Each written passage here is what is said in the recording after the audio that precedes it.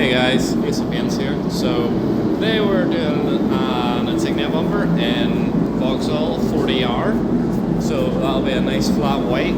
So today we've started with a light grey undercoat, as you can see. We'll go for one nice even wet coat, and that'll give us a nice ground for us to start building our colour on. As you can see, very little orange peel. You want this coat to be as flat as you can. The flatter you get this coat, the flatter your following coats will be. So from your base right up through to your clear will all show this finish. So if this finish is a bit dry and very orange peely, you'll continue to see that throughout the following processes of the paint. And this will lead to either having to sand it later on, or a very dead finish, as we would call it in the trade. You know, it's quite hard to get the gloss back into it because it's just not as flat of a surface. So this is step one. Obviously get your undercoat on. We're using De Beer wet and wet.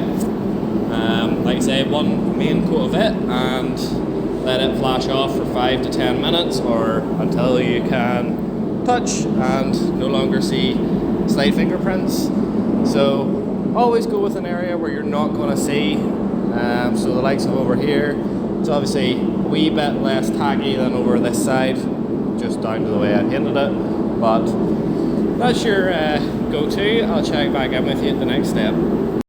Hello again guys, so just wanted to check back in with you. We have now mixed up our colour. That is vauxhall 40R, and like I said, that's a flat white, so that's in the gun and all ready to go. Just to come over to check your panel, as I said before, an area you're not going to see, slight little press into it, ever so slight little thumbprint, but I can go like this and it's not rubbing any paint off. You know, that's me putting a bit of pressure on. I can tell this is now dry, so I check another area, it's also dry. If you really want to be sure, you can always go around to another area, say one of these tabs, double check again, it's all dry. So that is me ready now for my first coat of base. What we will do is we'll put 3 wet coats of base on, and I'll show you what I mean by that in a wee second. We will follow that up with just a wee drop coat or a control coat, depending on where you're from and what you call it.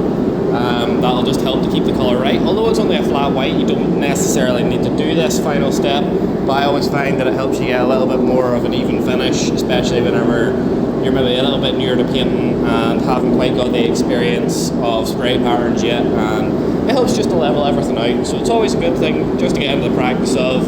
Never does any harm anyway, as long as you're vigilant and checking your colour with your colour cards and stuff. Today I'm not actually doing one because we've done this colour that many times, but without further ado, let's go on to the painting.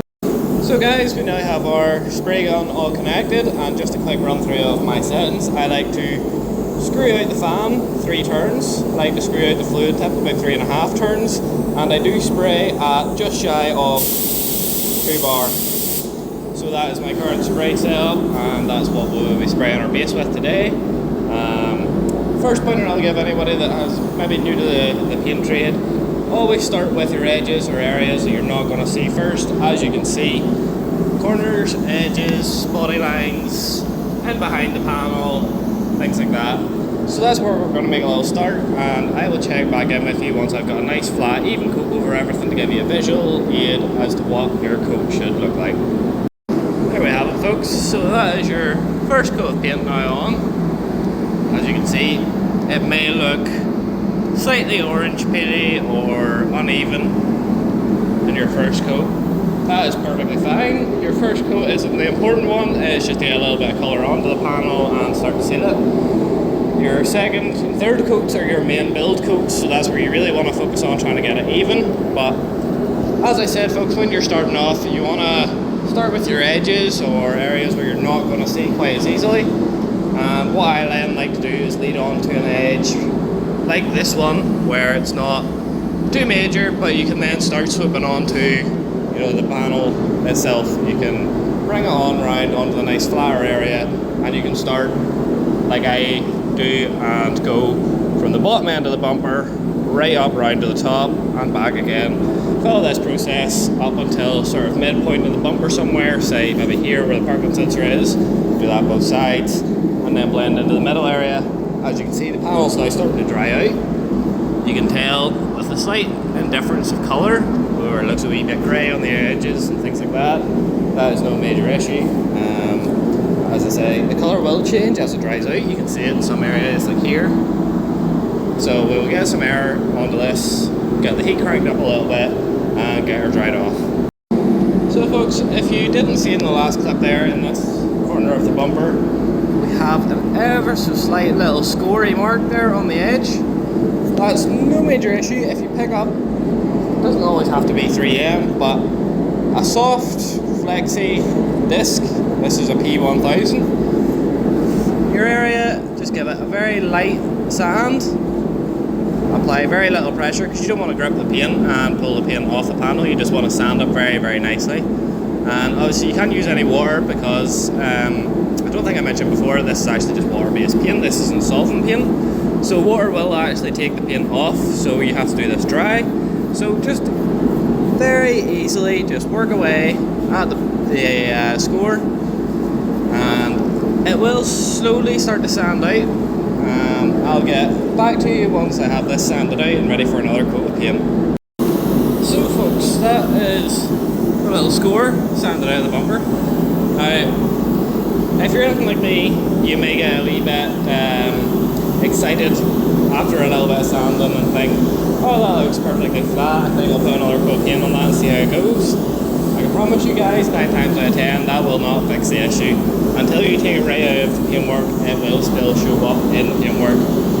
So, now we obviously have this little dark area, the rest of the bumper is now white, so what we will do is drop the pressure in the gun slightly, and all we will do is just haze a couple of coats, just over the top of it like this, blow some air on it and let it dry out, and that'll start to build this area up again. Now as you can see, that colour is now dried, so we'll put another little coat on it, and it's now starting to disappear, and that's what you want.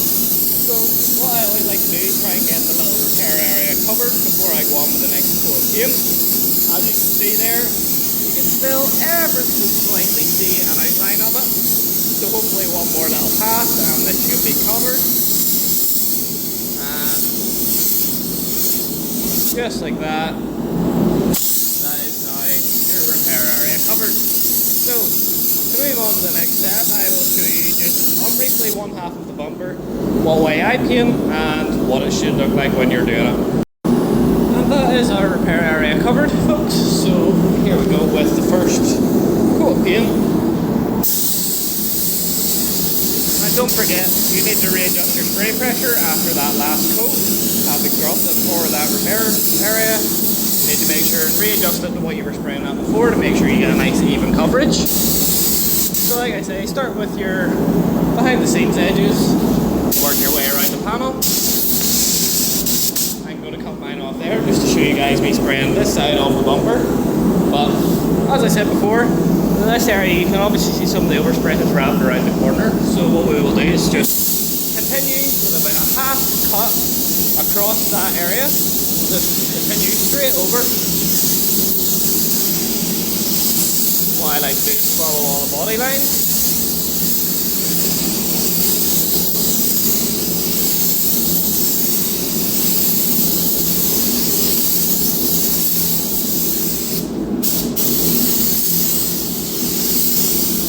So folks, don't be afraid when you're doing this to try different methods, starting in different places, things like that, and find what's comfortable for you. At the end of the day, you are the painter that is doing it. As long as you are vigilant in your colour checking, you shouldn't really have very many issues with how you lay the paint down, as long as it goes down evenly. Doesn't matter where you start, what process you follow, as long as everything gets covered. That is the main things. So as you can see, this side of the bumper uncoated, and this side of the bumper is coated. Now, it doesn't have to be a perfectly even flat finish, so don't aim for that because you will probably most likely just get runs.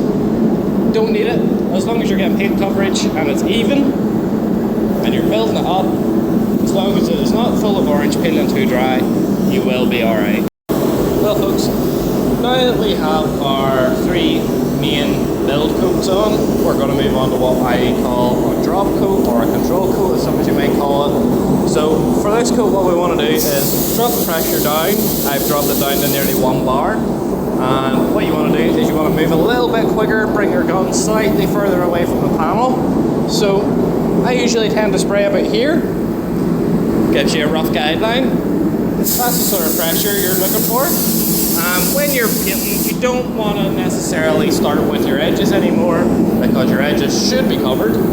What you're wanting to do is get a nice even control coat over the panel. So what you want to do is start off the panel slightly, move quickly, up and down.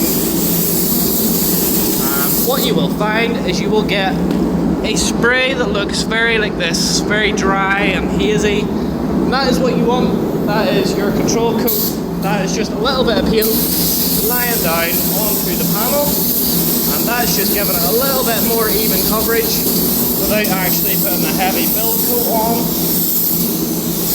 So just for reference, in better light, that is sort of the finish you're going for there, guys. So once you have the whole panel done, let everything flash off for about 10 minutes and get your clear coat mixed up in the meantime, get the gun washed out, etc. Give it a little bit of time to just breathe and cure properly. So guys, as we can see, that is now the control or drop coat dried out. It looks very flat, kind of like a satin finish, is the best way I can describe it. Now that is the sort of finish you're going for, guys. So always double check your panel, make sure there's no edges, runs, reactions, anything you can think of at all on the panel. Once you're happy enough and you have your clear coat mixed and in the gun, we will move on to the next step. So guys, clear coat is in the gun, spray pressure is set for 2 bar again. I'm going to start with our edges in behind and we're going to overlap 50% every time with each pass. And the important thing to remember with your first coat of clear is you're not going for your finishing coat right now. Obviously you don't want to have too heavy of an orange paint, otherwise it'll be very hard to get out in the second coat.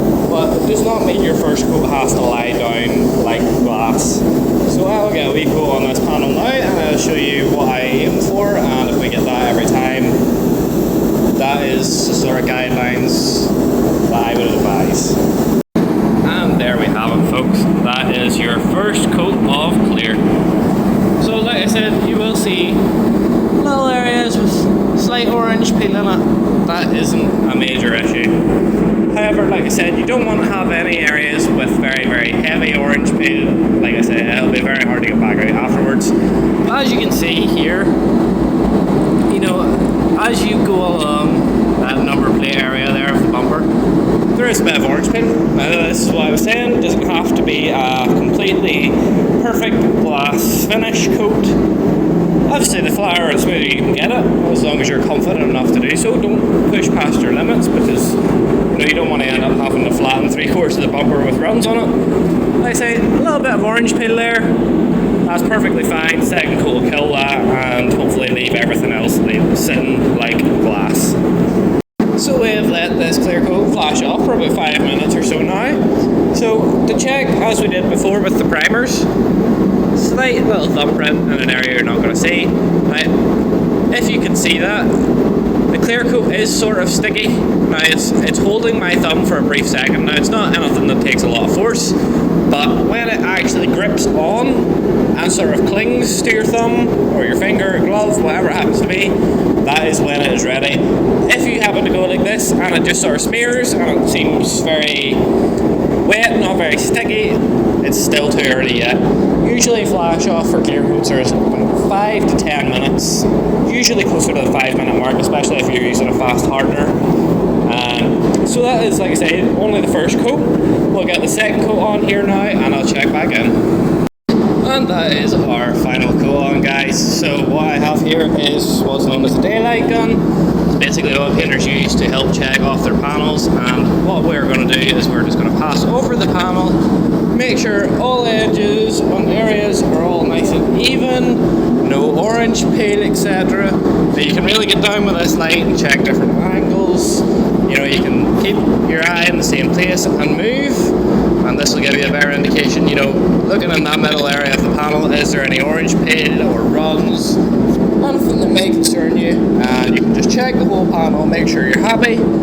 Always, always, always, guys, make sure to check your work after every stage. Be vigilant, make sure it's well dried, make sure there's no dirt, runs, or anything else, you know, reactions that may cause problems at a later stage. Because if you can get these early on while you're in the booth, you want to try and get them eliminated before leading into any issues later on down the line, possibly even when the customer might be on their way to collect their vehicle. Something that's noticed at the very last minute, oh, there happens to be a big silicone reaction in this area of the bumper, now we need to get it in and repaint. That's going to take a lot more time, more resources, it's going to cost more money. If you can do it right and do it once, it's the best way to do it, folks. So there you have it, that is how to paint an insignia bumper in Vauxhall 40R. And that is two coats of clear as well. And that is us finished. We will go on to a 30-minute bake now, and we will get it out afterwards, get it built up onto the car there, and give it a flat and polish. So guys, if there's anything else you can think of, or any tips, tricks, questions, anything like that, please be sure to let me know in the comments down below. And that's it from me, Ace of Paints. I'll see you in the next video, guys.